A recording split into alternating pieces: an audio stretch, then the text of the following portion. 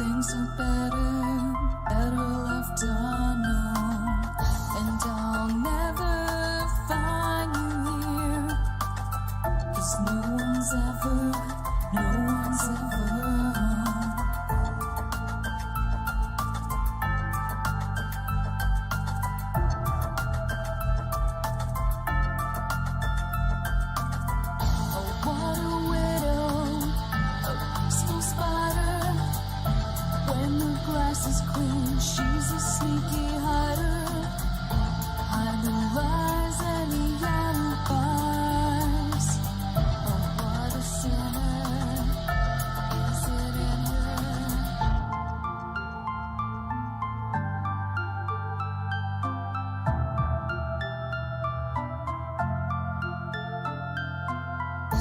What's the truth in this riddle?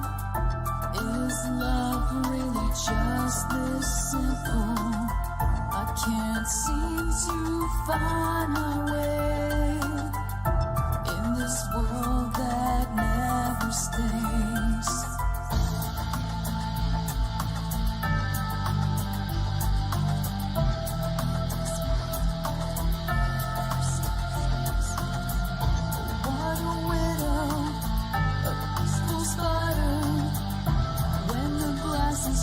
She's a sneaky hider. Hide the lies and the alibis.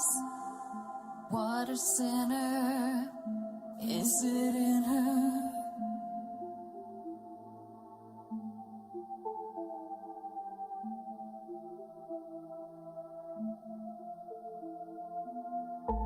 Is this real? Just illusion. I'm lost in wonderland of confusion.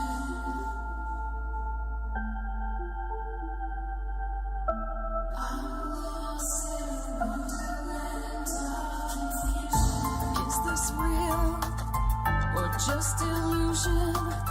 Manifestation or a dark delusion? Is this real or just illusion? I'm lost in a wonderland of confusion.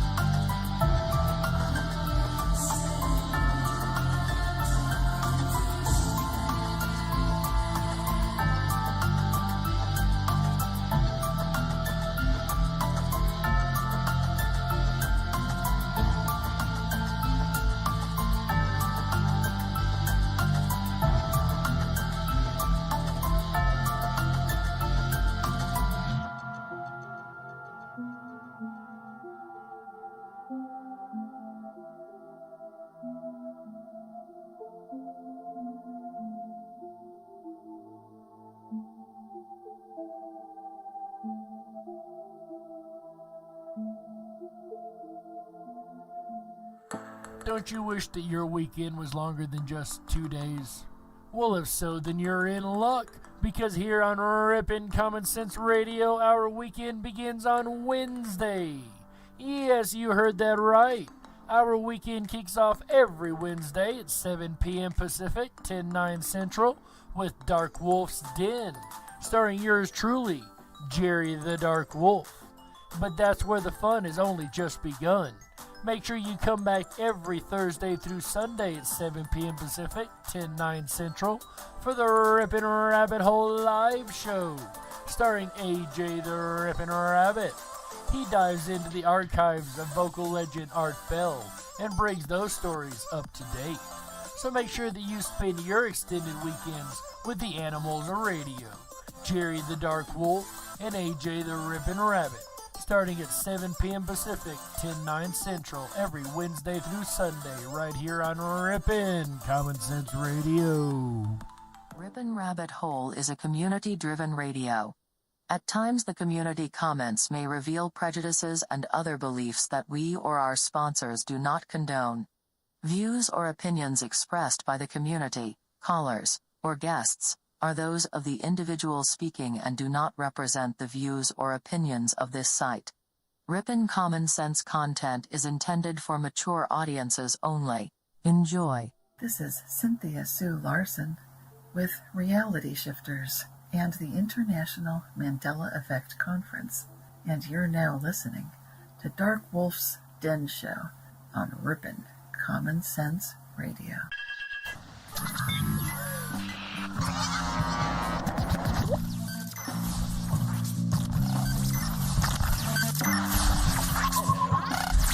Hello.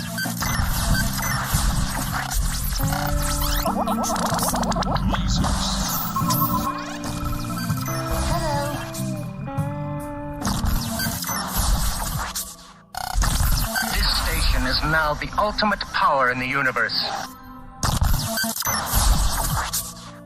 This is your man Meta, aka Propagate This Light, and you're now listening to DarkWolf's Den.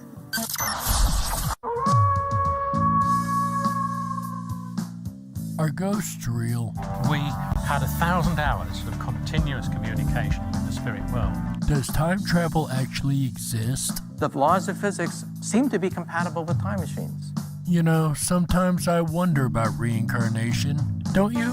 A 4-year-old boy in Adelaide, Australia, has told his parents that he used to be Britain's Princess Diana. What would happen if the world found out that aliens were real? I didn't say disclosure would be easy, but what is the alternative? To establish a space force as the 6th branch of the armed forces. We have so many questions and yet so little time, so to have you here, the pleasure is all mine. Coming to you from a secret mountain cave hidden deep within the Idaho wilderness. This is the DarkWolf's Den Show. Now, here is your host, Jerry Hicks.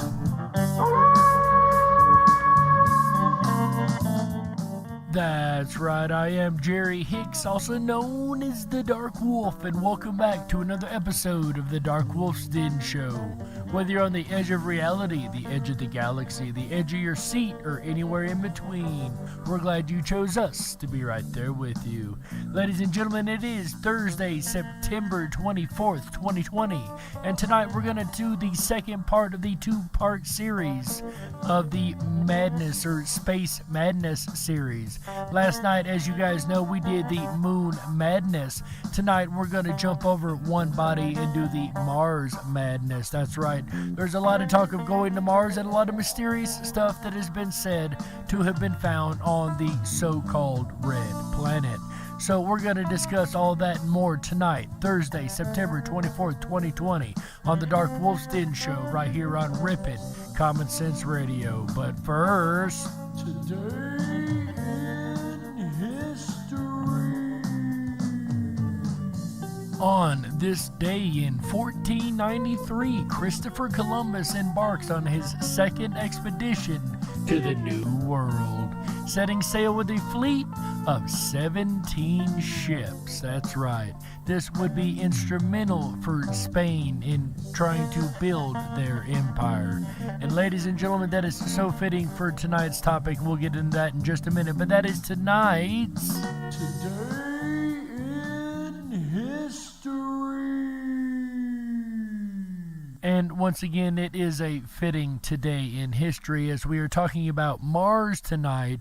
And as you guys, I'm sure, know by now, they are trying to make expeditions to the New World of Mars because we've run out of New World areas on the Earth itself. So now we've got to look elsewhere for new worlds to move to, especially if it's true and we are messing up this planet as badly as some of the quote scientists, end quote, say that we are, which, you know, I tend not to believe that, but again, that is my belief. But still, we're going to be moving eventually out into different worlds and different places, and perhaps we've already done that as a species. Of course, science tells us that we evolved here on this planet, and it's arguable how it began, but what if we did not evolve on this planet? What if we evolved somewhere else and ended up on this planet, somewhere like Mars? And why would I say something like that? Well, you remember back at the beginning of this series when we were talking about the Schumann resonance. The Schumann resonance episode, we discussed that the body, when it gets outside of the Earth's Schumann resonance, changes to a different frequency or different resonance on its own. Its natural resonance actually matches that of Mars. Interestingly enough, the circadian rhythm lines up with the circadian rhythm of Mars better than it does Earth when we are outside of the Earth's influence. And I find that very intriguing, but that is only one piece of evidence to suggest that that is the case. Everybody knows the phrase, men are from Mars, women are from Venus. I don't know about you guys, I've met some pretty strange women in my time. Possibly they were Venusian, you never know. Obviously, it's not literal. We're all actually from Alpha Centauri. I would definitely argue that we're not from Alpha Centauri. Maybe just a little bit closer in our solar system. Maybe something like Mars? An American ecologist named Dr. Ellis Silver claimed to have spotted a few telltale signs that humans did not originate from Earth and that we're actually beings from another world. And I don't know about Alpha Centauri. I think maybe something a little closer like Mars possibly could be where we resided before we made it to the Earth. I actually heard a very famous radio announcer named Michael Barra. He's from the Late Night in the Midlands. Shout out to you, Michael, if you ever listen to this.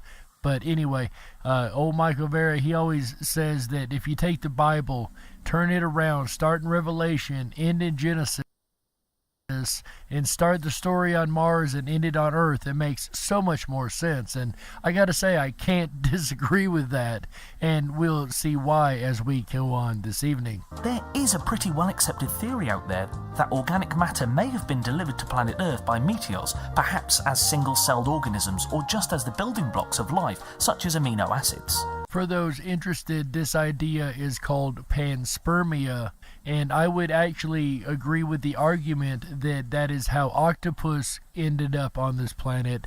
As different as they are from every other species, especially water species, as smart as they are, their ability to change their DNA on the fly, they are what I would consider an alien creature, and perhaps there was octopus eggs, or octopi eggs if you will, in a meteorite that perhaps struck the ocean and cracked open and let the protected egg out, the egg that was protected within the rock itself, and it just went on to become what we now know today as octopus. It is not completely out of the realm of acknowledgement that this could happen.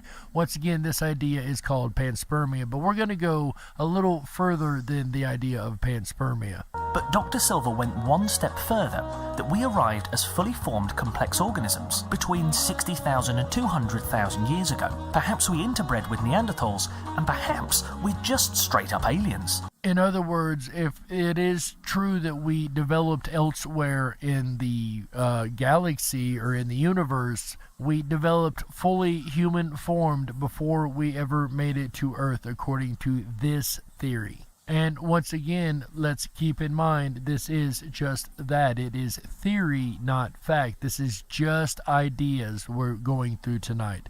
There is no fact here opposed to saying this is the way it is without a doubt. I'm really presenting evidences to suggest things are one way or the other, because we talked last night a lot about teaching theory as fact, and that's the last thing I want to do. So again, to reiterate, this is theory, not fact.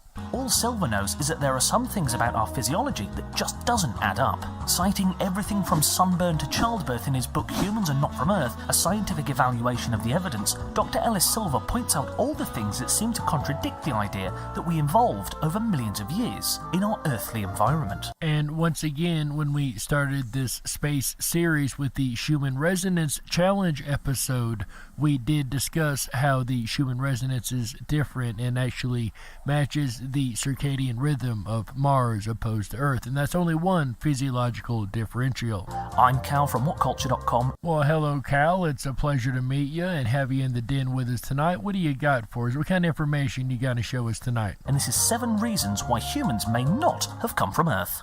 And we're going to make the case in this part just that we are not from Earth. Not necessarily that we're from Mars, just that we're not from Earth itself. Number 7. We look so different.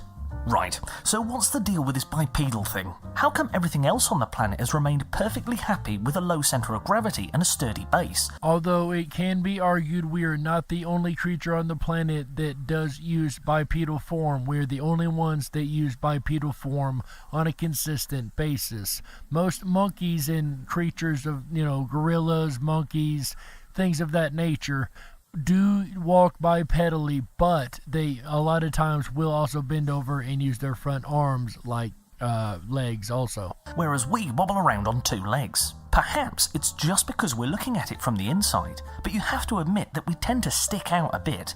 2 legs, extremely fine coat, hair growing out of odd places, opposable thumbs, huge heads, big, flat feet. We look much more like aliens than natives. And it's true, if you look around the planet, humans are the only things that look like we do. Everything else on this planet is much, much more primitive and differently built and styled than humans are. Silver points to our lack of body hair as a particularly odd feature of humans. It is necessary for humans to wrap themselves in furs of other animals, just to stop ourselves freezing to death. And that is one thing that bothers me, and I'm pretty sure this is going to come up one more time at least, but the fact that we can freeze to death and nature is so harsh against us. If we developed with the planet itself, and the idea of Darwinism is true, and we literally evolve through time with the planet, then we should have already evolved to very much more be able to take this planet on physically and it not bother us as much as it does. However, that is not the case. Even on the hot African plains, where we're supposed to have evolved. The theory is that perhaps on our home planet the temperature didn't fluctuate so much between night and day and at different latitudes. Possible reasons for this could be a thicker cloud layer that insulates the planet, a bit like on Venus, a binary star system so that the sun effectively never sets, or even that the crust of the planet is much thinner, allowing the heat from the molten core to come up through the ground. That would also explain why we have much less body hair opposed to every other creature on this planet. And I just don't buy the idea that we evolved the body hair away, because I haven't seen monkeys, apes, or gorillas evolve it away, and if that's the case, we should be seeing more and more naked gorillas and naked monkeys that we just do not see with a more human-like form. As a weird side note, our relatively high levels of subcutaneous fat and almost total hairlessness, as well as our bipedalism, actually makes us excellent swimmers. Maybe we were some kind of race of semi-aquatic dolphin people on our home planet. And just like the idea of our fingers wrinkling when they stay in the water too long, that's actually a way for us to be able to pick up items after we've been in the water after a while. Our body naturally creates that way for the wet body to do that, as if it was evolved for a while for whatever reason from something that lived, at least like it said, semi-underwater. Again, this is all just theory. Number 6. We're too advanced. The most conspicuously different feature of the human race is just how much more advanced we are when we're compared to the rest of life on Earth. Why are we so far ahead of every other animal? It sounds like classic human arrogance, but for all our talk about how intelligent dolphins are because they can recognize themselves in a mirror, they didn't invent the bloody mirror, did they? And even speaking of talk, the fact that we can talk at all, opposed to any other creature on this planet. It's said that different creatures have different ways of communicating with each other, and that's quite understandable and quite believable, but we are able to literally talk all the time, and no other creature on this planet is got that ability, among other abilities that humans have and no other creature on this planet is able to do. Okay, how about if we argue that inventing things like wheels and mirrors and social media executives isn't necessarily an indicator of intelligence? It's still drastically different to what everything else on the planet is doing. Why are we such outcasts from the natural world? It could be because it's not our natural world. If we arrived on a primitive Earth with a head start, it could explain why we appear to be leaps and bounds ahead of every other species. Dr. Silver also cites the fact that the missing link that would connect us with our common ape ancestors is still missing. And just to point out, there would be no moral conflict if the planet was only habitated by just lower form life, deer, fish, the animals we see around us all the time, and not an upper form of life like another style of human or another alien species, because at that point it would be a moralistic issue. But we don't find that in our fossil records, so as we know, that wasn't the case, or as we believe that wasn't the case from the fossil record that we have so far. But then again, we all know how archaeologists and geologists are, right? But let's not dig into that rabbit hole. Let's stick with what we got tonight. I mean, it's not, but never mind.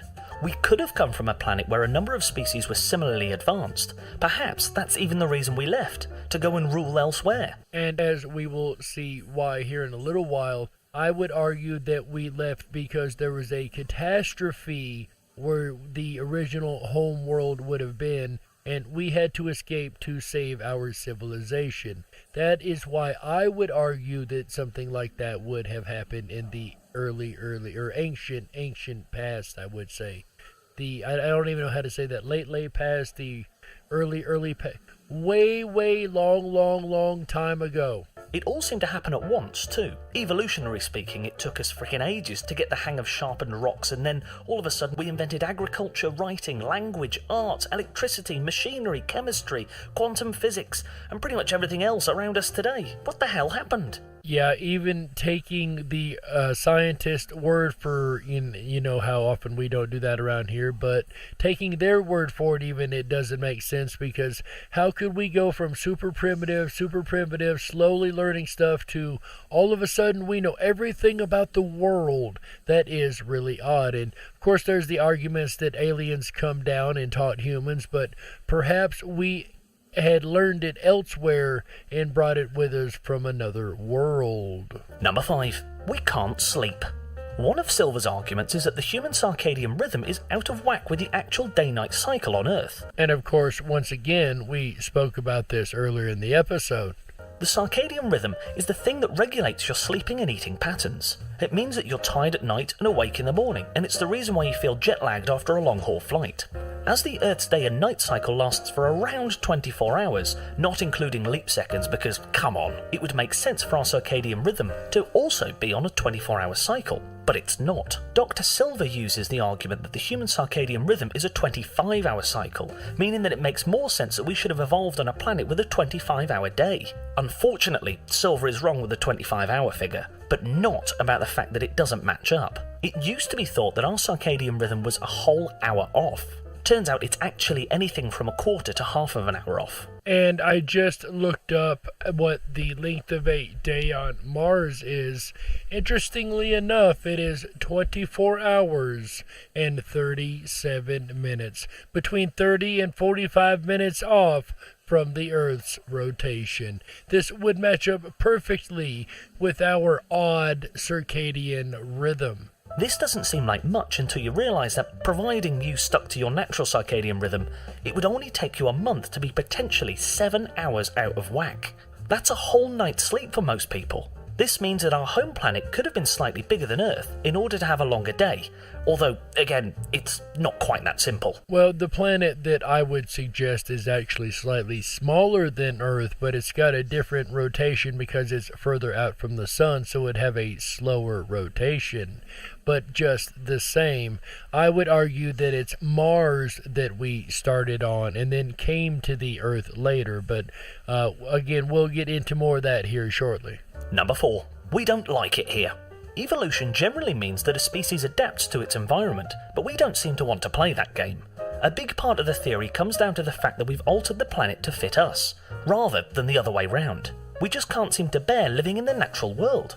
The fact that we have altered our environment so drastically makes it seem as though that we're just not suited to living in the Earth's natural habitat. In fact, what we're doing appears not to be evolving so much as terraforming. And I'm not sure if it's gonna come up in this or not, but sunburning. Why does the sun burn us? Again, if we evolved here with the sun, with the earth, with everything around us, then why does the sun, just like the cold, have such an extreme effect upon us as humans? Why do we sunburn so easily? And yes, the argument can be made, the different atmosphere layers, but again, as he said, why do we not adapt to this earth as easily as most other creatures does? As we know, the octopus can literally rewrite its own DNA on the fly for adaptation. So why are humans so unable to adapt to the point that, again, like he said, it almost looks like we're terraforming at times? Another of Silver's arguments is that we're seemingly terrible at reading our own planet.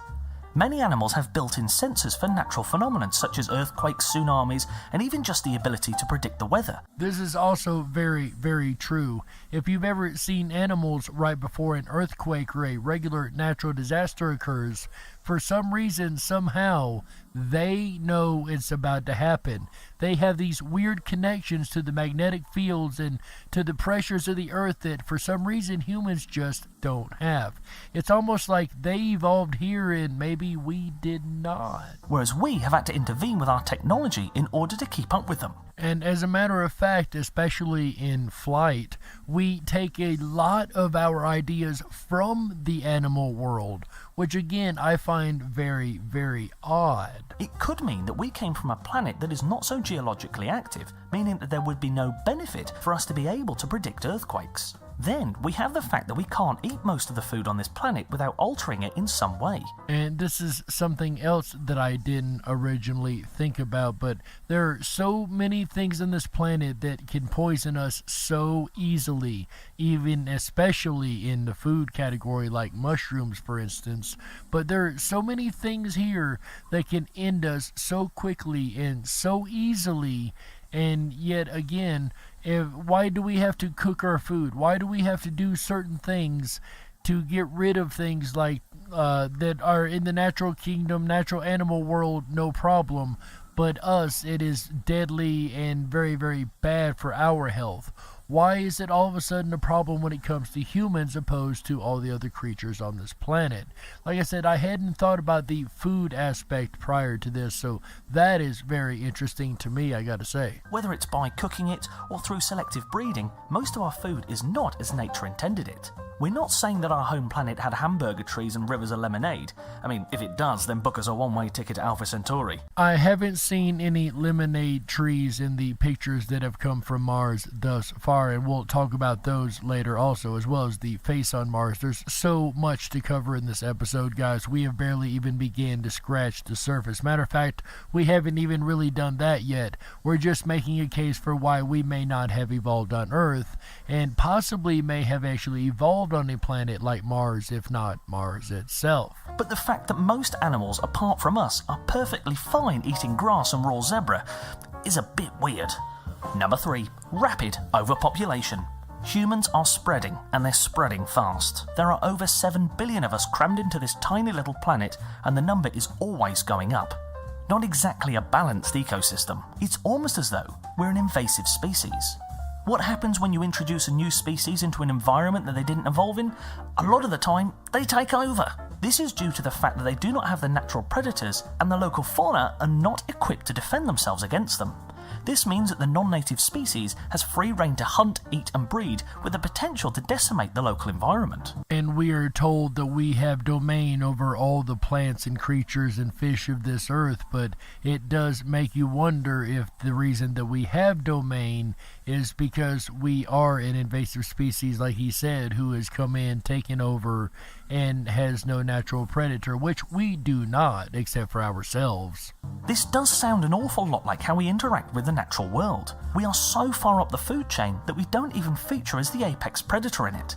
We actually exist outside of the Earth's ecosystem. It does seem to scream foreign species. Even with other invasive species, the ecosystem will often find a way to restore itself back to normality. Could this environment seeking an ecosystem seeking to restore itself to balance be what we call climate change, perhaps? With normal imbalances in nature, that balance can be quickly restored again as the food runs out, and the invading species will quickly begin to reduce in number again. This doesn't appear to have happened to humans so far. Perhaps when the resources finally do run out, we'll go the way of many other species and simply become one rogue algae bloom in the long natural history of the planet. And most of us have heard most of our lives how there's just not enough resources to go around, and we're going to run out of resources because there's too many of us and we're populating too quickly. Everything he says matches up to really point to the idea that it might be true that we are from elsewhere in the universe. Number 2. A prison planet. One of Dr. Silver's slightly more out there theories is that the Earth may actually be a prison colony for a society of galactic beings. It is apparently our naturally violent, vengeful, lustful, criminal nature that makes him think like this. The fact that you don't often observe this kind of behaviour in the animal kingdom makes Silver think that it could well be that these are traits that come from a completely different race of people. The theory is that we could have had our memories wiped and been dumped in a primitive backwater by a civilization of spacefaring beings as a sort of cooling off period, presumably after becoming too much of a menace to intergalactic society. Perhaps they hoped that we would integrate with the natural world on a young planet and become a peaceful race of hunter-gatherers or something, but actually what happened is we almost immediately wiped out Neanderthals and set about transforming the Earth to suit our antisocial ways, so they left us here. Which does kind of start to match up with ancient myths. If we look at them a little differently and not assume that the very, very, very ancient ones started here, but perhaps they arrived here, and they say that a lot of them say their gods come from this or that star system. Perhaps they mean their ancestors opposed to their gods. It also would explain why a lot of the technology we don't seem to have today that looks like it appeared in the ancient times. So that might be the reason all of this knowledge got wiped, because perhaps we were a spacefaring civilization at one time, and because we messed up too badly, as we see we're still a very warring and mean civilization in general, then perhaps, like it mentioned, we messed up so badly that they just decided we're going to let them start over on this young planet, and perhaps they'll get it right this time. It looks like we haven't quite got there yet if you judge by today's modern society, but again, that's just this Wolf's opinion. To be fair, given our earthbound history of shipping criminals off to somewhere out of sight and out of mind, this does sound like exactly the sort of thing that we'd do if we ever became a planet-hopping race of pangalactic beings. The question is, has it already happened? Number 1. So where did we come from? And thank you, Cal. I'm going to go ahead and take over here. Where did we come from? That is the magic $1 million question, isn't it? And it is my belief that Mars is the answer. And why would we leave Mars? What would have happened that would have driven a civilization out of their home world? Well, there's actually evidence to suggest we might know what that is also. I'm going to talk this morning briefly about what is unspoken now in Mars science. In fact, what is unspeakable. I am going to utter unspeakable things that are now concrete science for Mars. Don't worry, the things he's going to say are still FCC regulated, so we can still play it for you. It's just unspeakable in the science realms. Please, a report from Mars. This is the first appearance of the face on Mars. It was in science fiction in 1958. We are indebted to Dick Hoagland, whom I'm very proud to have worked with in the early parts of the Mars investigation. And he discovered that this had appeared in Kirby Comics. And I probably read this comic book when I was a kid. We were pre-programmed to find the face on Mars. You guys remember the predictive programming show AJ did a week or two ago, and it's interesting that the face on Mars was actually a predictive programming. That's intriguing. That mainstream science will not talk about. But that burning image of a humanoid face on Mars. And we'll get more into the face on Mars and the artifacts found on Mars in the second half of the episode. At the dawn of the space age, they just launched Sputnik when this comic book came out. The story they find on Mars, inside the face, by the way, when they explore it, is that Mars was destroyed by yet another extraterrestrial and more advanced civilization that came to Mars and attempted to conquer it, couldn't conquer it, and destroyed the entire planet in their frustration. And again, that is the plot of the comic book, but it's interesting because that is actually the theory that I particularly buy and has been put forward quite a bit, is that there was some type of nuclear devastation on Mars, and what we're about to hear momentarily is the evidence of that nuclear devastation. This is the Chicxulub of Mars. And all of the stuff I'm presenting, by the way, has been presented at scientific conferences, mainstream scientific conferences. So this isn't just some conspiracy theorist presenting an idea. This is information presented to scientists at scientific conferences and being presented by a physicist. So this is kind of stuff that really makes my ears perk up and take notice. The Leo impact crater. It's as big as Chicxulub that wiped out the dinosaurs, only it happened on a planet only half the size of Earth. It only got half the sunlight. So on Earth, the Chicxulub event killed 95% of all the living things on Earth. But the biosphere had suffered a serious wound, but it recovered after a few million years, and the age of mammals began. The dinosaurs were wiped out, the mammals took over, and eventually leading to us. At least that is the leading theory, but again, let's be careful not to be taught theory as fact. This impact was so terrible, it killed the biosphere. The wound was mortal because of the fragility of the Martian climate system. Mars probably died in one day. Next. Here's what else we know. Mars is red. The Earth is also red. This is the Sahara Desert. The areas of Earth that are not covered by water or forest or clouds are bright red. They are red because of oxidized iron. And as we heard in the Moon Madness episode yesterday, the moon is actually rusting, which has a red color, which again is from oxidized iron. So all of these objects, of these bodies, have oxidized iron that can rust within them. Earth, Mars, and the moon, all three. Red. Mars, the reason Earth is red is because it's got oxygen in its atmosphere. Lava is full of iron. It comes out, it's black because that's iron in its lowest oxidation state, the ferrous state.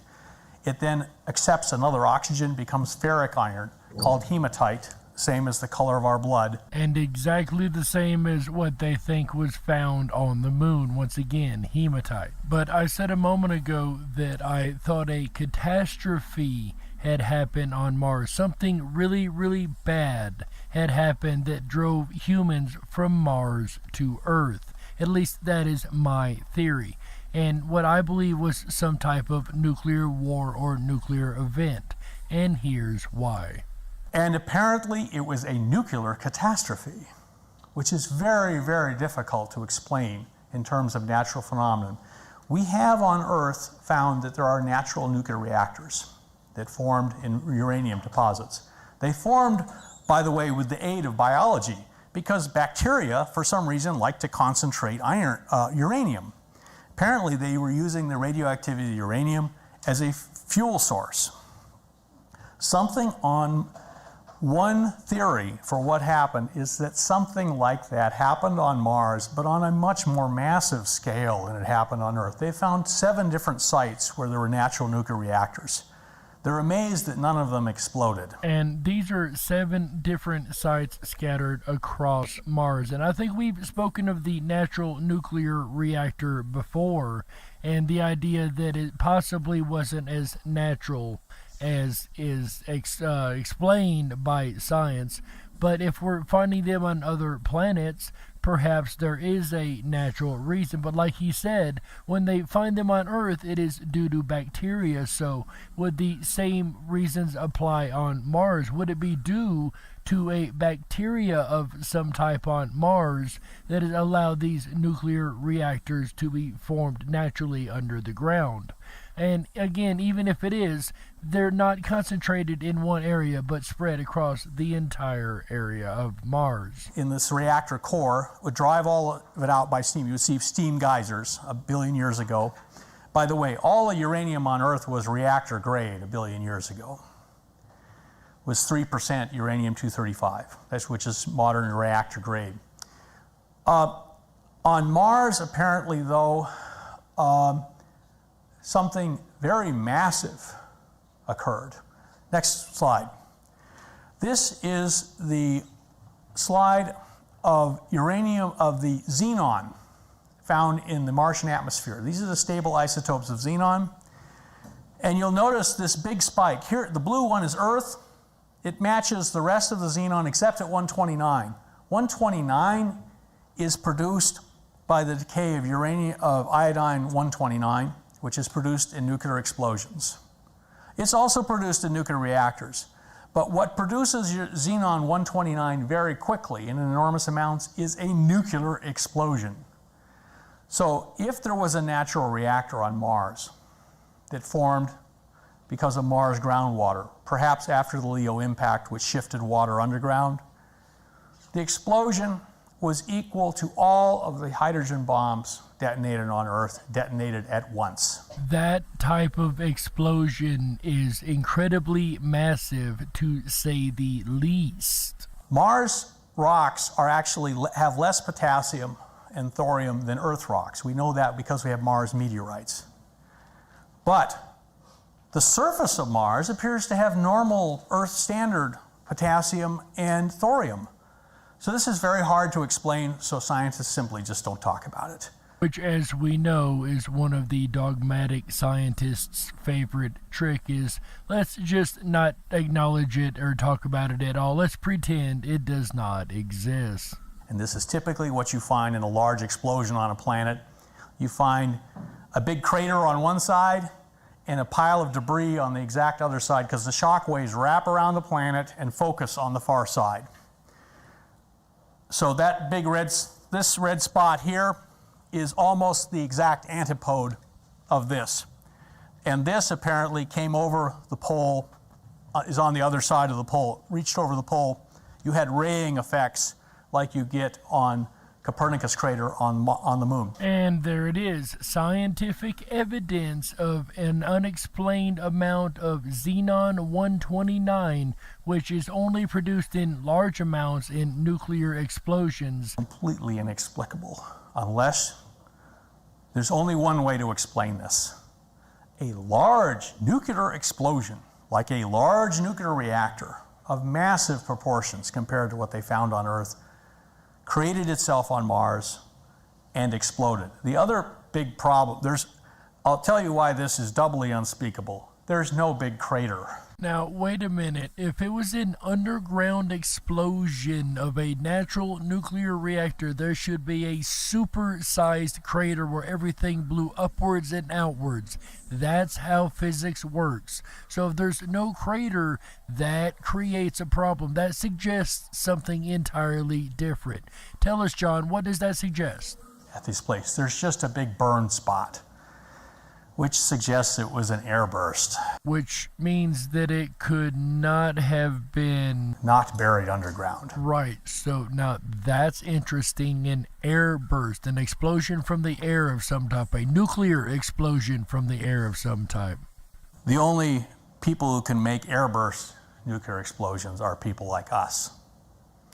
It's possible, of course, to bury a uranium or thorium-rich asteroid in Mars and then saturate it with water and with some bacteria concentrating everything, get a natural nuclear reactor, but that would seem to form a large crater when it exploded. This explosion seems to have left no crater, just a big burn spot on the ground. So there, I've told you unspeakable things. Yes, I would argue that there was some type of catastrophe, even maybe a nuclear war between two races that maybe in a greater antiquity actually lived on Mars. Perhaps one of those races being the human race. And we are going to go ahead and take a network break right here. We're going to get back into Mars and a lot of the evidences that have been found on Mars, and perhaps get a better idea of what may have been happening with Mars in greater antiquity. And perhaps Mars was not much different than Earth is today. But again, we're going to go ahead and take a network break right here. We'll discuss all that when we come back for the second half of the Darkwolf's Den Show, exclusively on Rippin' Common Sense Radio. So don't you touch that dial. We gotta stoke the fires and run off the men in black. Don't touch that dial. We'll be right back.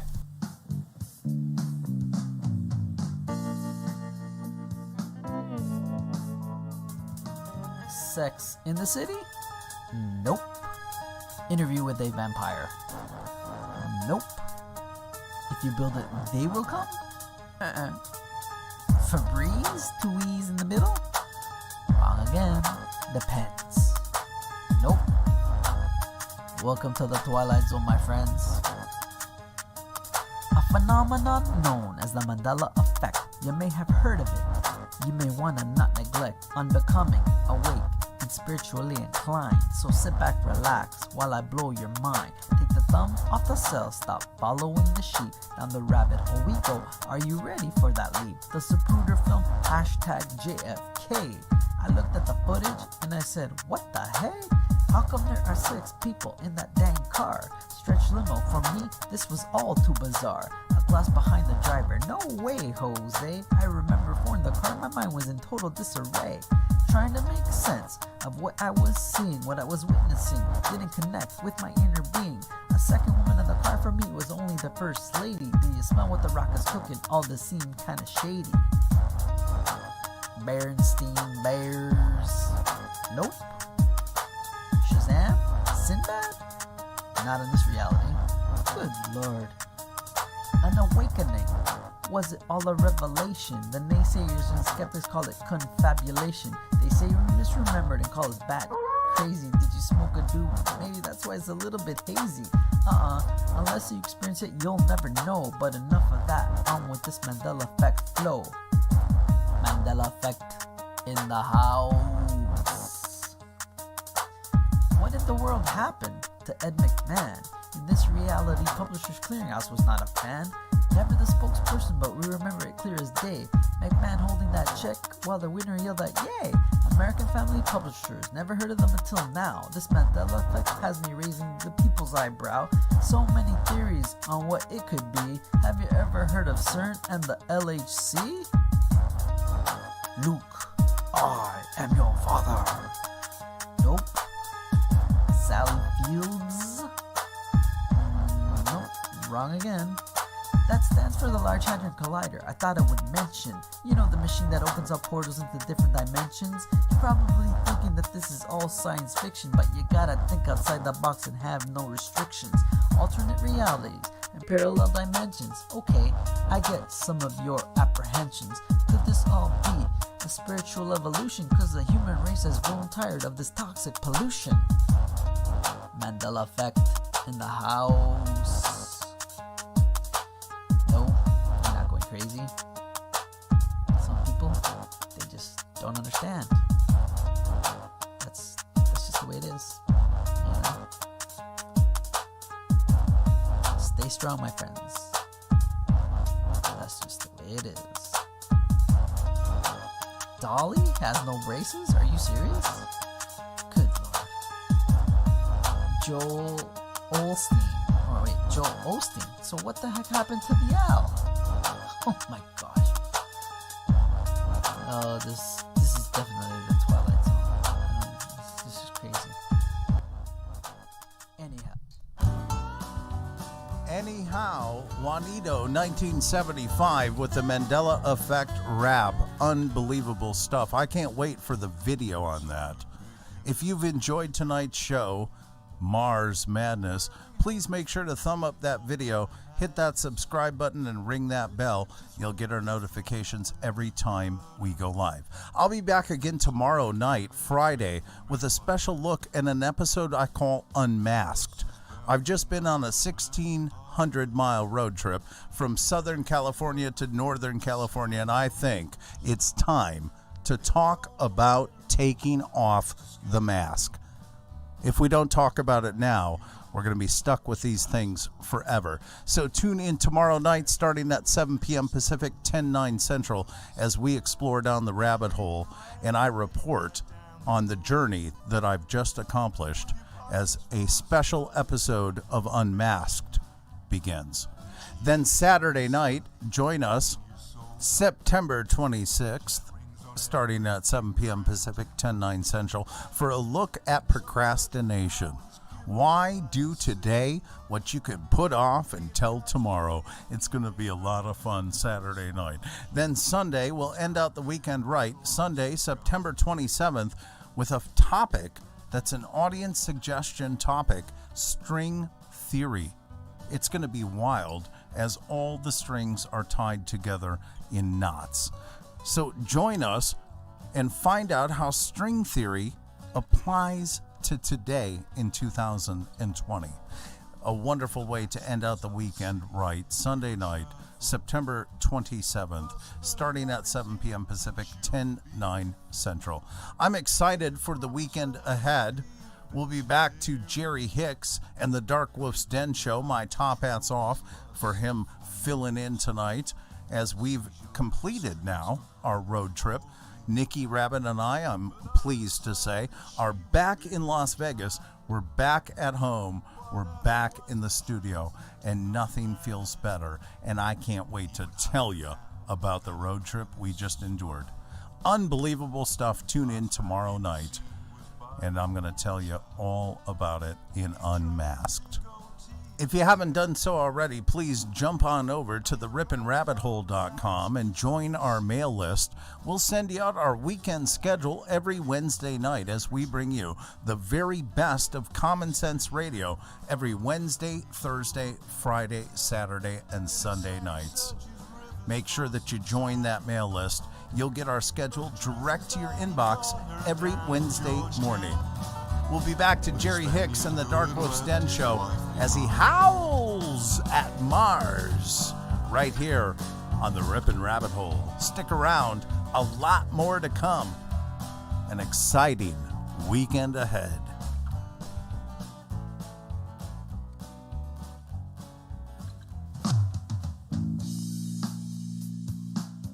If you were meant to be controlled, you would have come with a remote, but you didn't.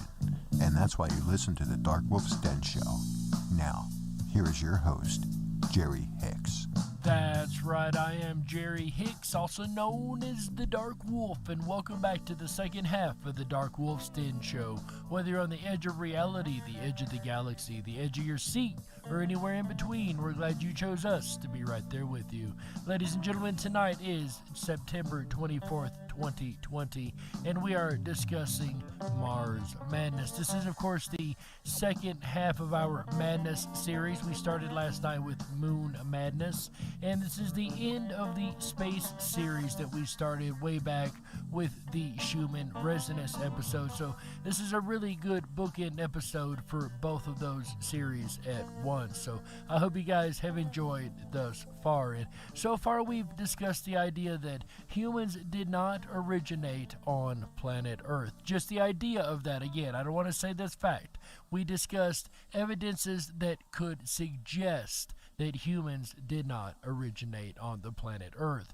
Also, we discussed the idea that there is a nuclear explosion of some type on the planet of Mars that could have been where humans originally were. But is there any evidence to suggest that? I know I'm sitting here theorizing quite a bit that we lived on Mars, and if that was the case, and when I say we, I mean the human race itself, if that was the case, then is there any evidence to suggest that Mars could even hold life at all? Not even to suggest yet that we have found in any life or any ruins or any artifacts, which again we'll get to that shortly, but is there any evidence at all that Mars could have even held life at any time in greater antiquity or in antiquity at all? Found on Mars with all the recent probes.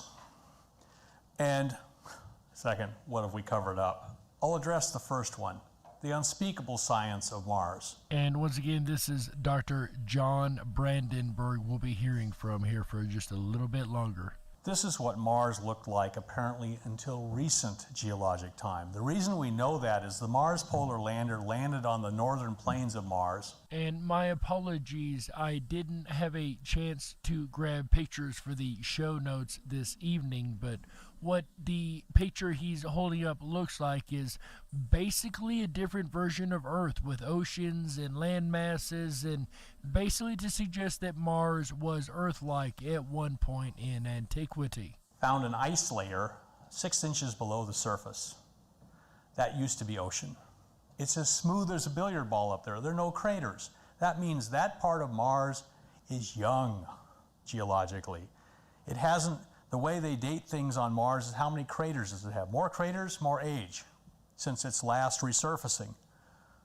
The northern parts of Mars are where the ocean bed was, and they are the youngest parts of Mars. Which to me would make a lot of sense because they were under the water. Therefore, the water, once evaporated, would have left the land that was more untouched, or the youngest of the land mass areas. And based on the fact that Mars gets a lot more craters per year than the Moon does, we can approximately date the time of the last of the great ocean, northern ocean of Mars, which makes, basically, if you have liquid water on the surface of a planet, it means it defines terrestrial conditions. They had an atmosphere, roughly 1 atmosphere. They had temperatures of the liquid water, and this was supported apparently by a massive CO2 and methane greenhouse. And for those that don't know, the greenhouse effect is actually extremely important in making the Earth Earth-like, as far as the gases trapping in the amount of heat needed to keep the Earth at the temperatures needed to support life. And we know that Mars' atmosphere no longer exists, therefore it no longer has the greenhouse gases needed to hold in and trap these heating and things like that that's needed to sustain life and sustain temperatures that would allow water or liquid formed water on the surface. Mars is covered at depth with highly oxygenated iron. Apparently it had an oxygen-rich atmosphere in the past. That means photosynthesis. Mars had probably a massive biosphere before it died. And Mars' biosphere, this massive biosphere, probably lasted for 4 billion years, almost as long as Earth's, and was probably just as prolific. So if you have water and oxygen and all the ingredients needed, then the likelihood of life being there is more likely than not, in my opinion. Of course, science says water is the #1 finding you need to prove life.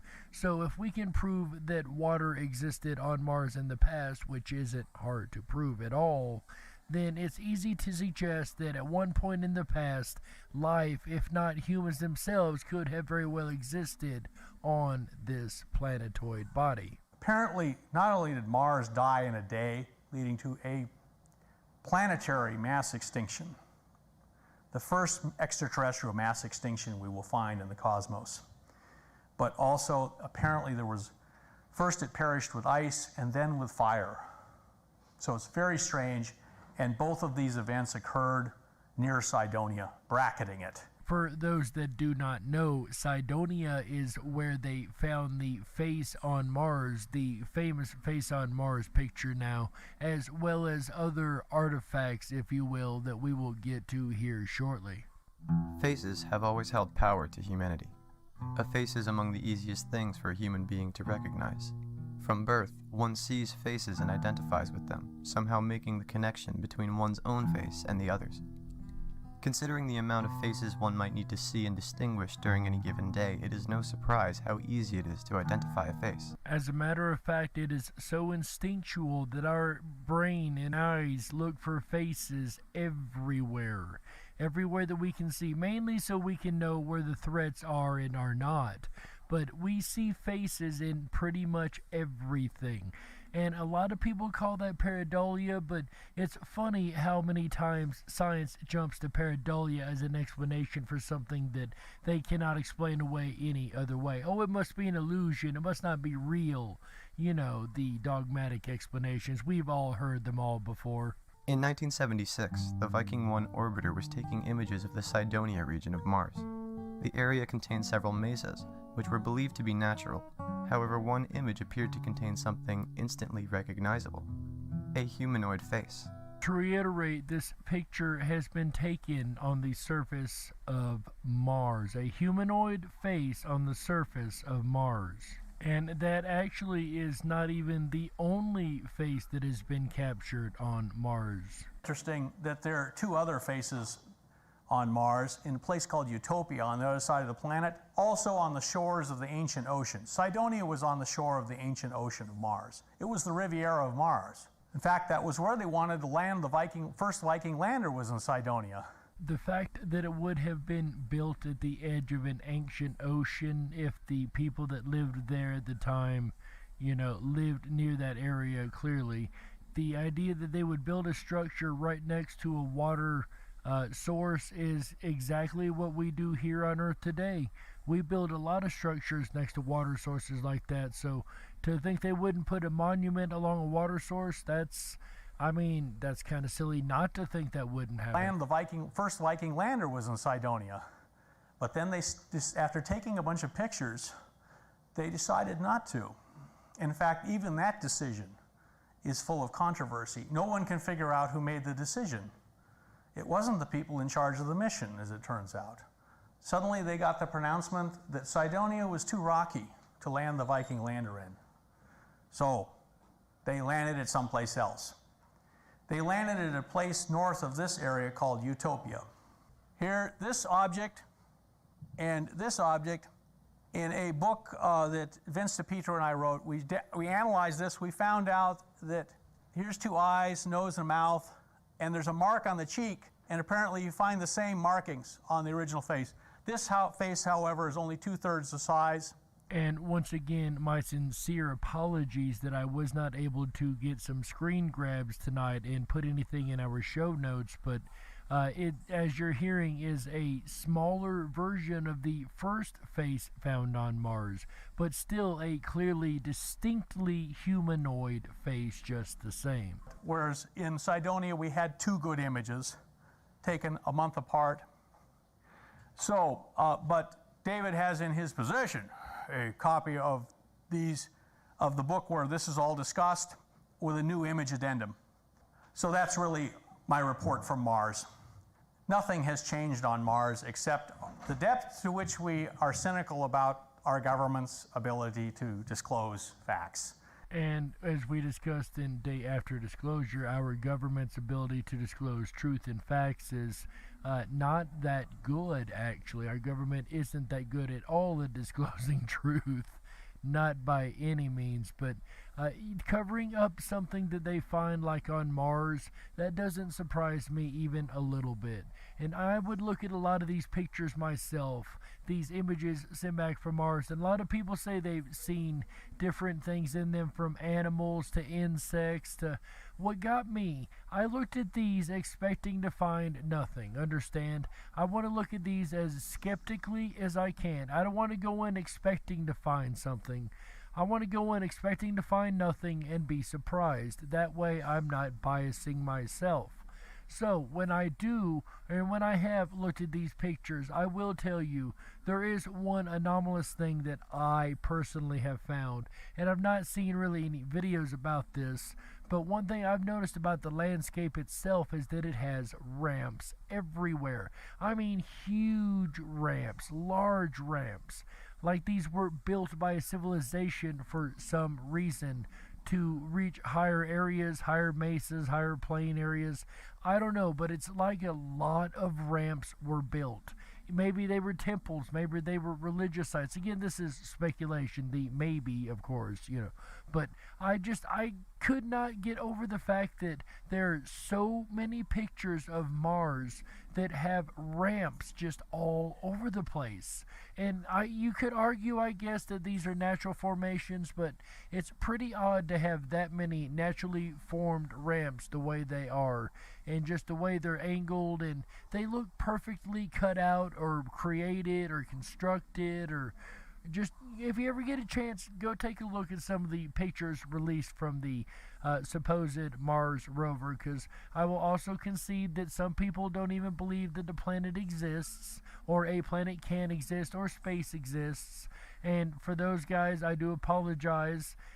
This episode probably isn't up your alley, these last couple episodes, but we will get back to an earthly topic pretty soon. But once again, the ramps on Mars, I can't get over the fact that there is naturally looking built ramps all over the place on Mars. Now, I don't know if there's one near Cydonia and the pyramid area and all of that, but I do know that I've seen so many that I can't dismiss it. And this is something, once again, that I noticed myself going in expecting to find absolutely nothing but a dead world and a bunch of sand pictures. But as it turns out, a lot of these pictures show a lot of really strange evidences. I'm Stevie from WhatCulture.com. Well, hello, Stevie. What do you have for us today? And here are the 9 strangest things spotted on Mars. Now, that sounds like a very interesting list to me. Let's hear what you got. Number 9. Pyramid. When this strangely angular rock was photographed by the Curiosity rover in 2015, UFO fanatics immediately cried pyramid. And let me tell you, looking at this picture myself, anything less than a pyramid would be ridiculous. This is absolutely a pyramid if I have ever seen one. Like, it's not even a question, maybe, maybe not. No, this rock is perfectly shaped like a pyramid. Whether it is or not, whether it's erosion or not, I highly doubt, but that's just me. Anyway, I'm here to tell you guys, the picture they've taken here is some type of pyramid. Also, earlier we spoke of the Cydonia region where the original face on Mars was photographed. There were also pyramids that were found in that area too, right next to the face, as a matter of fact. Even though geology says both of these could be carved by natural means, I highly doubt two things like that across this whole planet, two anomalies, if you will, are going to be suddenly carved just by chance right next to each other. But that is my opinion. But here's yet another picture of a pyramid on Mars. Some conspiracy theorists believe that the ancient Egyptians were not advanced enough to build pyramids without the help of extraterrestrials. Okay, two things here. First, I agree. I don't think that ancients were advanced enough to build the pyramids, or if they were, we have lost a lot of knowledge. I'm willing to accept either one of those answers. However, once again, I went over it last week why the word conspiracy theorist is what it is, and it was anybody who didn't agree with the official narrative. So I will proudly call myself a conspiracy theorist, and that's just a word that gets thrown around too often and has such an odd stigma to it. So let's just kind of keep in mind the actual reason that it's used is to make people like us that question things stop questioning things, which we will not do.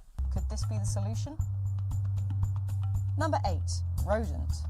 Fans of the Curiosity's photo uploads were surprised to spot a small, furry mammal in this 2013 image. Commenters argued over whether it most resembled a rat, squirrel, or a gopher. when I do look at these pictures from Mars, I try to cross my eyes and just try to make sure that I can look at these pictures in such a way as to see if I can see just a rock. Kind of like those magic pictures that we used to have in the 90s where you'd have to see the picture under the picture, kind of have to relax or cross your eyes a little bit. I try to make sure I'm not having pareidotic experiences, and I look for the rock formations that I could be looking at opposed to whatever the object is. And let me tell you, this here looks straight up like a ground rodent of some type. Like it says, a gopher, a groundhog, a mole. I can't tell what it is, but it definitely looks like a ground burrowing creature to me. Number 7. Sarcophagus. The pyramid is not the only ancient Egyptian anomaly to have been found on the Red Planet. This outcrop resembles a pharaoh's coffin with face, headdress, and possibly even a false beard. If anybody has seen the size of the Colossus of Rhodes or some of these oversized Greek statues, I mean the ones that look 20, 30, 50 feet tall, that's how big this sarcophagi would have to be that we're looking at in this picture. I'm telling you, this is carved into the rock facing on the side of a wall, and it looks straight up like an Egyptian coffin. And this might sound a little strange to you that it's got an Egyptian connection, but for those that don't know, Cairo means Little Mars. That's right, Cairo, Egypt. Cairo actually means Little Mars. Number 6. Monolith. This large flat object stands upright in an otherwise empty crater, resembling some kind of monument. And there have been claims that there have been pictures taken on the moon that possibly also show a monolith. So why also would we find yet another structure that we have here on Earth, a monument that we humans have built? Because we've got the, Washington Monument is a monolith. There's monoliths all across the world. There's supposedly one on the moon and now one on Mars. Is there some type of importance to the monolith that we don't know about, just like the pyramids? Number 5. Gorilla. This completely unedited photo was taken by Spirit in 2003. It depicts something that undoubtedly resembles a mountain gorilla. And though the temperature swings on the open surface might not suggest much animal life, especially the lack of trees, might not suggest much animal life on the surface, but I would argue that the possibility of life going underground or existing underground is quite high. That is, of course, a speculative argument.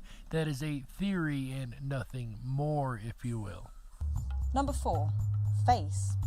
Amongst a pile of otherwise unremarkable rubble, this boulder has oddly human-like features. The apparent beard led several media outlets to dub it the face of God.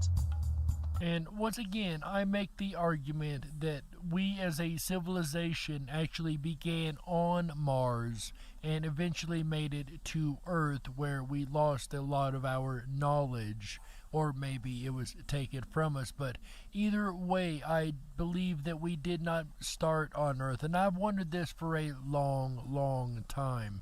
This is not something I've spoken publicly about very often, but it really makes you wonder, is, with all the artifacts that are starting to show up, is there, which in my opinion there is, a lot of evidence to suggest that there was a civilization of some type at one type on Mars that got destroyed by a nuclear accident or incident. I wouldn't even call it an accident. I would say a nuclear incident of some type. Number 3. Reptile. With eyes, legs, a tail and a mouth, this Mars anomaly took the media by storm when it surfaced in 2012. However, NASA refused to turn the rover around to investigate, as it would have cost them literally millions of dollars. In the environment prescribed to us that is supposed to be on Mars, reptilian creatures I could see being ones that would survive without a problem. Though some might question a food source We don't know the vegetation sources that may or may not be underground once again, or in caves, or there's a large variety of areas that just haven't even been looked at by humans, at least in our lifetimes or since we came to the Earth itself. Number 2. Humanoid. This photo by Curiosity shows what has been described by some as a humanoid figure. Ufologists likened its gait to the subject of Roger Patterson's 1967 video of an alleged Bigfoot. Perhaps that's where the Bigfoots come from, right? Maybe they live in caves on Mars and just teleport to the Earth every now and again to hunt, right? It would explain a lot as far as why Bigfoots disappear all of a sudden, or why they seem interdimensional or are seen around UFOs, or maybe they fly here to hunt. Of course, I'm just being silly and speculative now, but we know that now the red planet is a decimated dead planet.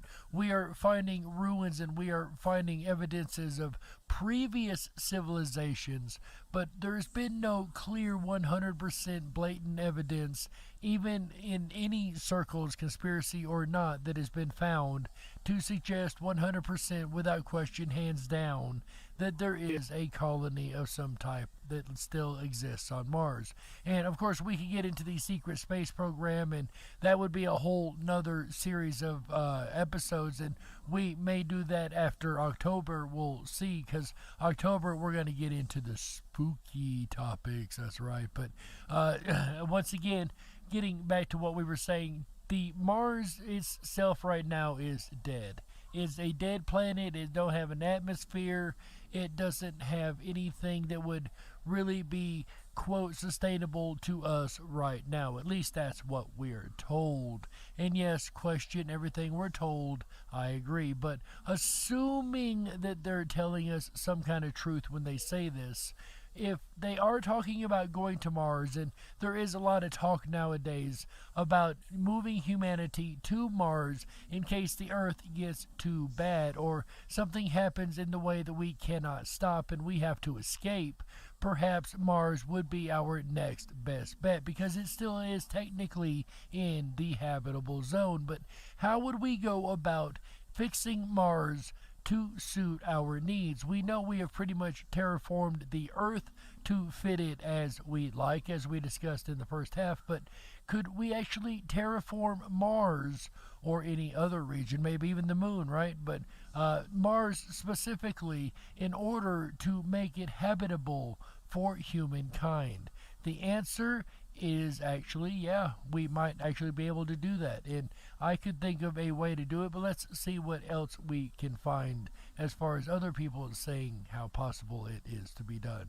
With towering volcanoes, swirling dust storms, and plumes of sublimating dry ice at its poles, the surreal landscape of Mars has captured earthly imagination for centuries. But what would it take to make it habitable? As in, a place where we could breathe, walk around without our blood boiling, or even grow crops and enjoy blue sunsets. Now, of course, we could do a biodome of some type and just kind of build our own inner atmosphere type thing on the surface, but that I think would eventually be torn down and we would have to go outside at some point to repair stuff, so that's still not a feasible option in the end. There have been some wild proposals about how to make Mars more suitable for humans. Oh yeah? How wild? From nuking the poles to hijacking a fleet of comets in order to kickstart a new climate. I have to admit, those are pretty wild. So, how close are we to terraforming Mars? And like I said a moment ago, whether it's extinction events like some type of comet coming in or some type of unexpected event, maybe the volcanoes of the Earth suddenly go crazy, maybe something with the Earth's core happens, or there's a million things that could happen. Maybe the entire planet loses it and goes crazy and we just got to get out of here, right? There's so many reasons. Maybe there's too many hurricanes. Maybe global warming was actually a thing and we ignored it and we were wrong. I highly highly doubt that, but that is just my opinion. Anyway, moving along, there's so many reasons why we would need to leave the Earth. Also, look at the population, and eventually we are going to be piling on top of each other, and it might be nice to have a whole nother place to build habitats on and live on and work on, and just a whole new area for humankind to go, or I would argue go back to. But there's so many reasons to do it, but let's find out if it's possible and how it's possible, or theoretically possible, to do such a thing. Terraforming is a term that was coined in science fiction. And we've found so often that science fiction is merely science textbook that hasn't been figured out yet. And I know I say that facetiously, but not really, because a lot of our ideas for tech and a lot of our science ideas actually follow up from science fiction that we're just now catching up with or figuring out how to make. Like, we've still got some Star Trek technology that I'm still waiting to see. And again, that's a whole nother episode. But moving back to the topic at hand, the technology has always been just out of reach. But today, the idea is being thrown around by a handful of actual scientists. Which, once again, is the way it usually works. You get a science fiction idea that scientists scoff at until it becomes feasible, then all of a sudden they start talking about it like, oh yeah, of course you should have known that. The way they are. But it's good to hear scientists that are willing to have an open mind every now and again and look at these technologies and go, you know what, maybe I can do that. Terraforming, put simply, is changing the atmosphere and climate of a planet so that it can support human life without the need for spacesuits. To survive on Mars, that is, without extensive equipment and resupply from Earth, we need to be able to do a few simple things. Well, I like simple. I don't know about you guys, so let's see just how simple these things are. Breathe, stay conscious, and not freeze to death. All three of which seem pretty important to me. If we can figure out those three hurdles, we'd have the luxury of worrying about longer-term concerns, like how to grow food or shield ourselves from radiation. True, Mars doesn't sound that hospitable, but after multiple missions, we found clues that this wasn't always the case. We see evidence that there was liquid water running over the surface of Mars. The atmosphere must have been thicker so that greenhouse trapping of heat from the sun would warm the planet and allow liquid water. And it just reiterates what we've spoken about a lot tonight, the idea that there was a civilization at one time on the red planet. At least that is my argument. And my argument following up to be the civilization there was the civilization that I'm speaking to right now. Most of Mars' atmosphere escaped to space over the last 4 billion years. To restore it to a version that's more livable for humans, we'd have to address breathing first. Though I don't disagree, breathing is the first thing that we definitely need to tackle. I do argue that it slowly lost its atmosphere over 4 some odd billion years.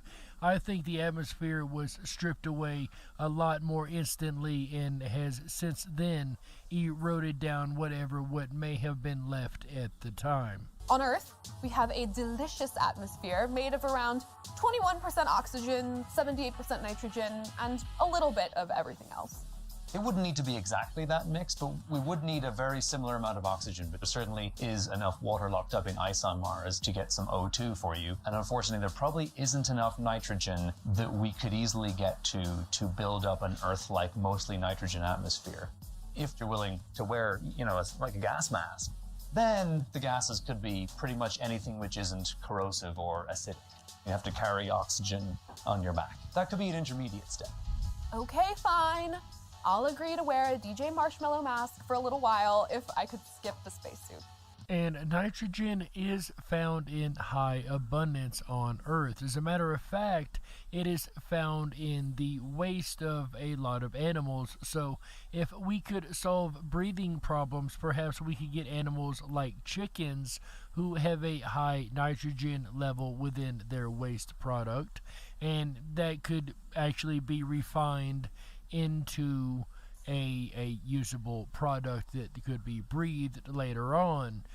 There's many other creatures that produce nitrogen naturally, so that again could be used for the breathing, as well as being used as fertilizer for the plants that would need to be grown, but that's getting ahead of ourselves. So that brings us to our other goals: staying awake and warm. And it turns out these two actually go hand in hand. If you stepped outside on Mars today, you'd pass out instantly and die shortly after, as the low pressure literally pulled the oxygen out of your blood. Temperatures on Mars sit, on average, at a chilly minus 63 degrees Celsius. But if we could thicken the atmosphere by adding some mass to it, we might be able to kickstart a greenhouse effect that would stabilize the temperature and stave off some of that deadly radiation as well. That's the essence of terraforming. So the question becomes, is there enough CO2 anywhere on Mars that we could mobilize it and put it back into the atmosphere? In terms of the very first sort of easy baby steps of terraforming Mars would be the release of the kind of easily accessible CO2. Now, this is the south pole of Mars here.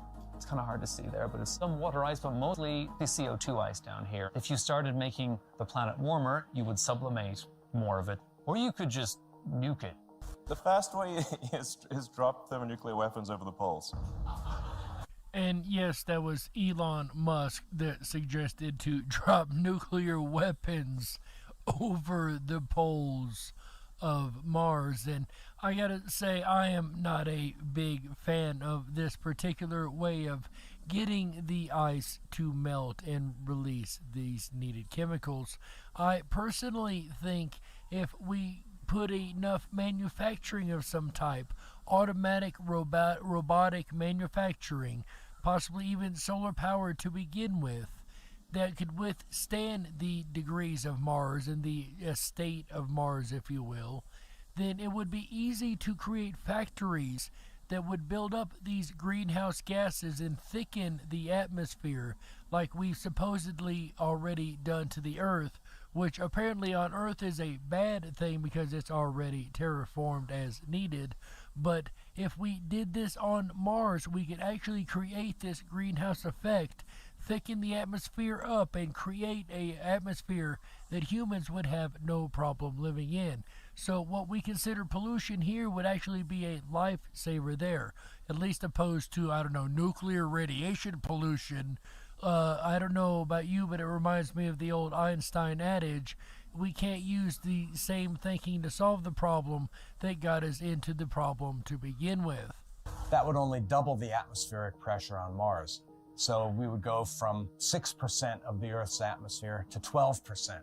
And that's so not enough to heat up the planet. Other sources of that desirable atmosphere for terraforming could be hiding in Martian minerals and dust, but they're tricky to unlock. Carbon-bearing minerals have to be heated up to several hundred degrees, so you'd have to strip mine the planet globally in order to mobilize that CO2.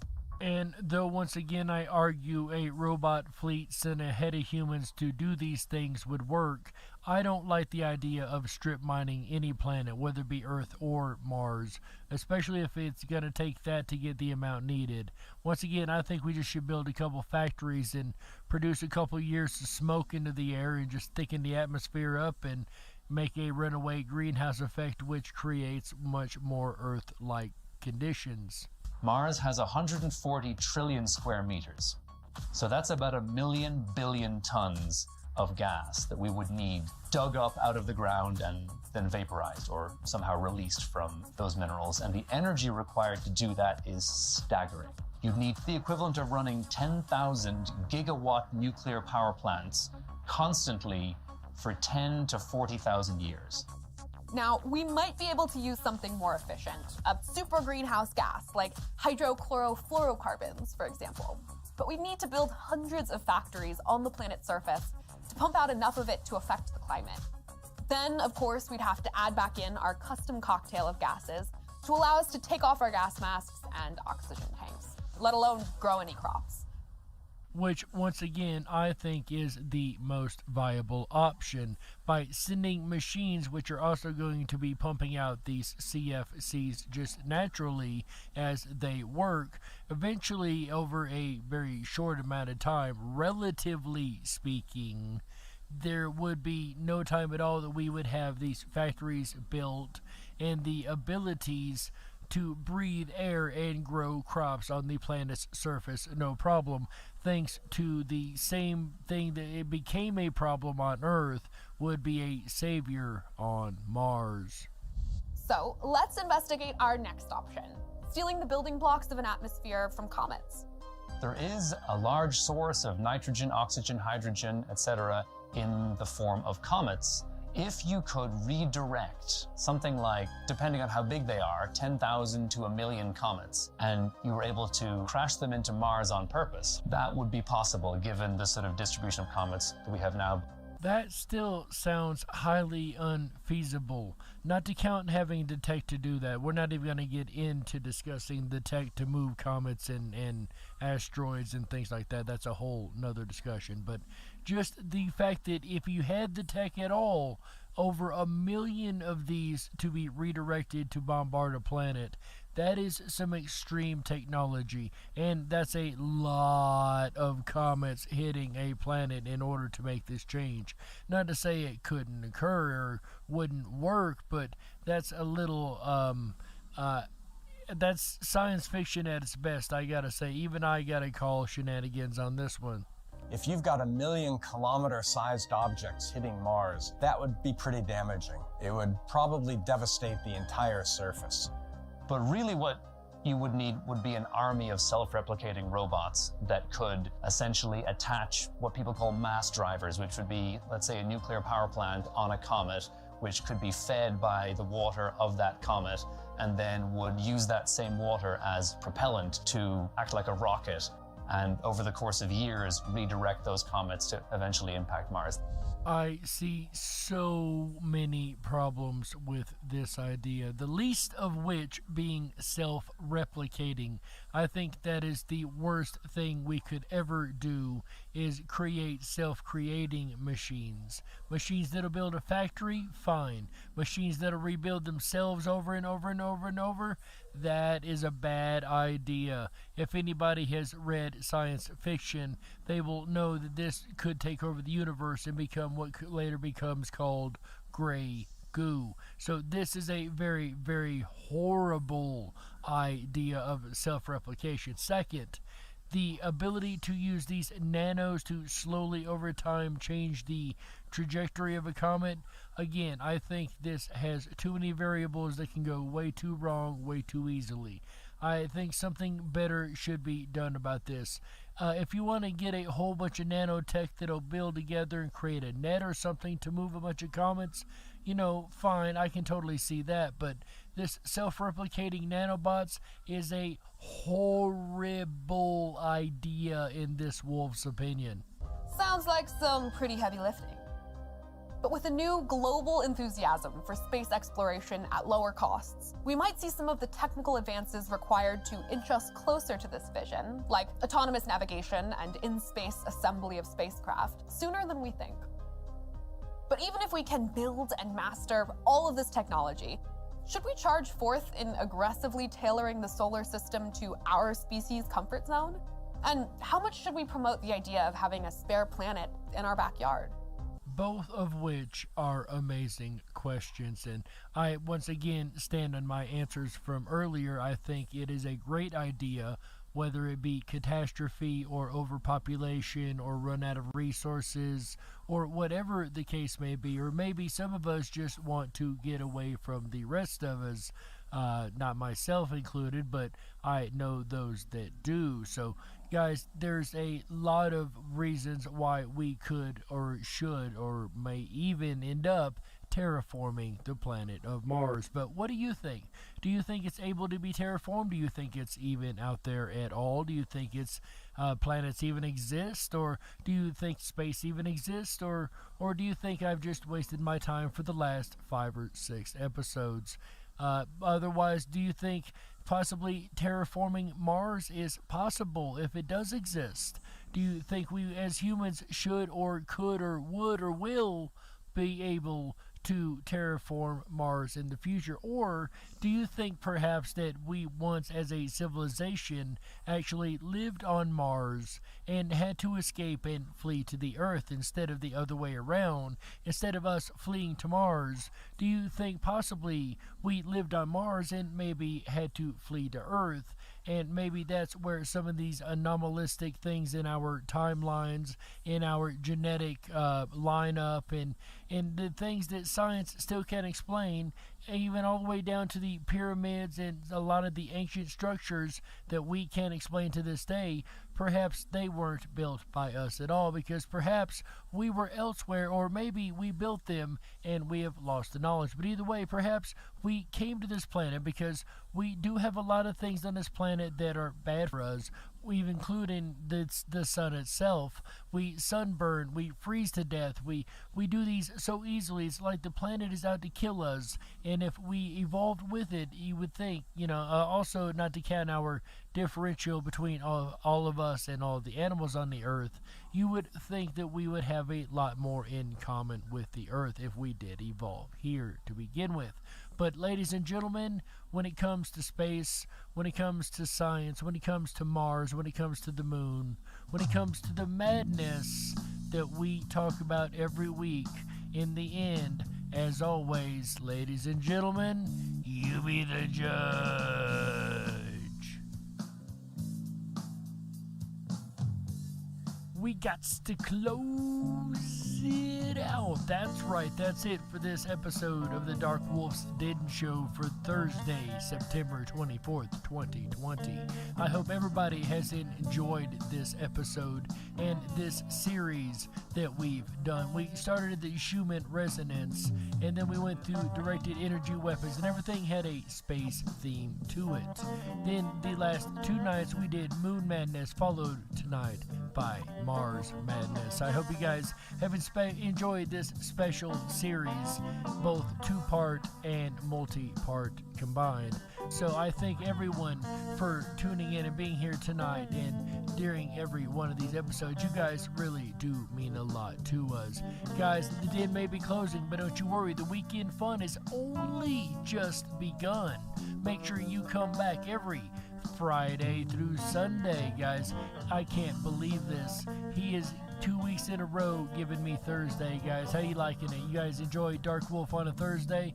Go ahead and throw a 1 in the chat room if you've enjoyed Dark Wolf being on Thursday nights these last couple weeks. But guys, coming up this Friday night, tomorrow night, you do not want to miss this. Our buddy AJ, the Rippin' Rabbit over there, the Rippin' Rabbit Hole Live Show, is going to be talking about a well overdue subject. Unmasked. Guys, it's time to take these masks off. It's time to have this conversation. It's time to look into the real science and bring out the facts and tell people what's really going on. It's time to break through the propaganda. And if we're still on the air here on YouTube, then on Saturday, AJ will be talking about procrastination. I wonder how long he I wonder how long he procrastinated doing that show.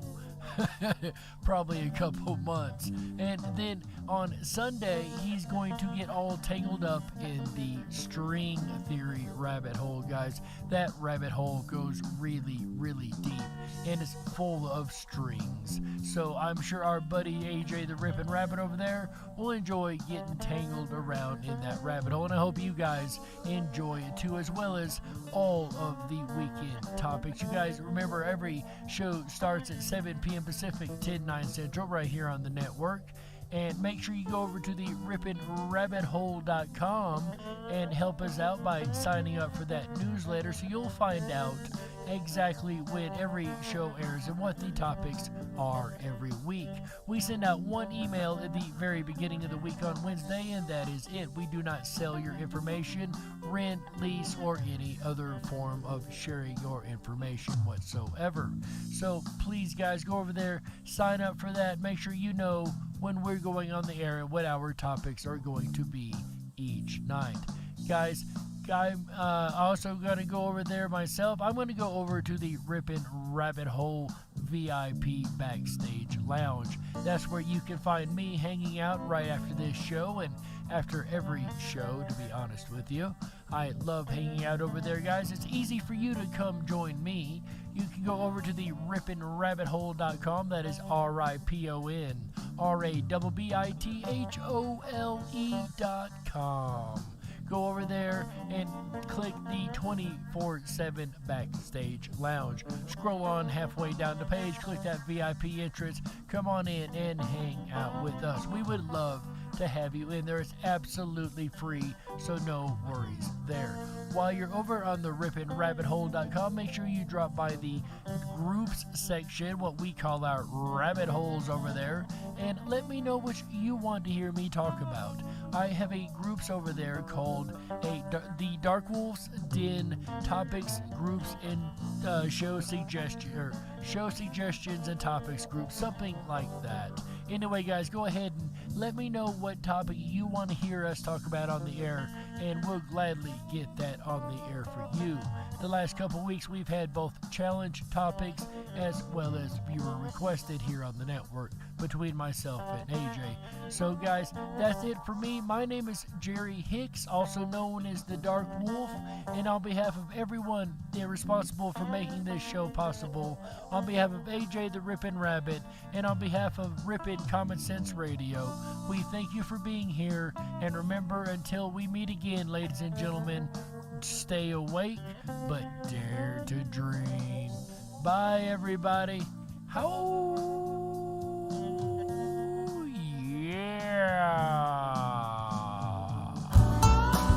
Oh, yeah. That means we are well underway here at the weekend of the Rippin' Rabbit Hole. My top hat's off to you, Jerry Hicks, for taking on the show tonight. Thank you. A much-needed break for myself and Nikki Rabbit as we've just completed our 1,600-plus mile round-trip road trip between Southern California, Northern California, and Las Vegas. And I'm going to tell you all about it tomorrow night, starting at 7 p.m. Pacific, 10/9 Central, in a show I call Unmasked. You want to be here. That's Friday, September 25th, tomorrow night. Mark your calendars. I think I'm going to do open lines. The topic is so controversial, I think I'm opening up lines. I think it's time we start to talk about these masks, people. Have you heard about this? Cotton lung. We're going to talk in detail about it tomorrow night, but apparently wearing masks creates fibers from the cotton, and you're breathing this into your lungs, folks. I'm telling you what, it's time to have this talk. So join me tomorrow night, Friday, September 25th, starting at 7 p.m. Pacific, 10/9 Central. Then Saturday night, September 26th, I'm going to take on procrastination. Why do today what you can put off until tomorrow? Procrastination, as the rabbit hole goes deep Saturday night. Then we're going to end out the weekend together right. You and I together, having a discussion about string theory, an audience suggested topic. String theory and how it pertains and applies to us today in 2020. Tune in Sunday, September 27th, starting at 7 p.m. Pacific, 10/9 Central, and find out. If you enjoyed tonight's look at Mars Madness, make sure to thumb up that video if you haven't done so already. Hit that subscribe button and ring that bell. You'll get our notifications every time we go live. That's every Wednesday, Thursday, Friday, Saturday, and Sunday nights. bringing you the very best of common sense radio, therippandrabbithole.com. If you haven't done so already, please make your way on over to therippandrabbithole.com, where the conversation continues in the VIP 24/7 chat lounge. I can't wait to connect with some of you there, and hopefully, if you haven't done so already, you make your way on over and explore, connecting your camera, your microphone, grabbing a seat where the conversation continues. It goes on and on and on. So for many of you, the conversation ends here. But for the Rippin' Rabbits, it's just beginning, and I hope to see you there. Until we meet again, I'm AJ, the Rippin' Rabbit. Take care of yourselves and each other. Good night.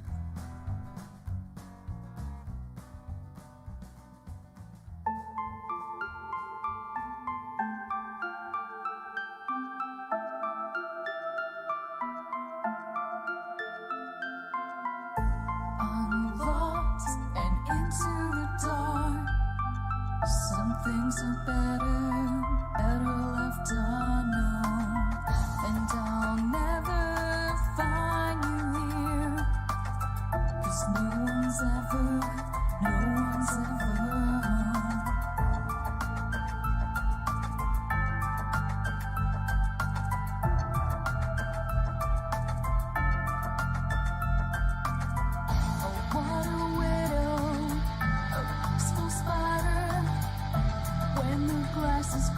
she's a sneaky hider in this riddle. Is love really just this simple? I can't seem to find my way in this world that never stays.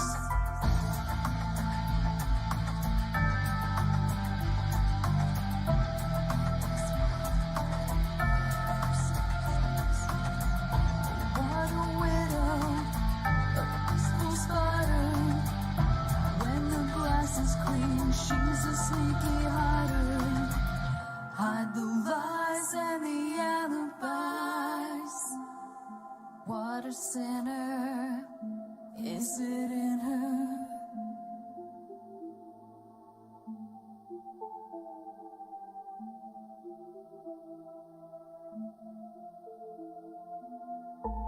Is this real? Just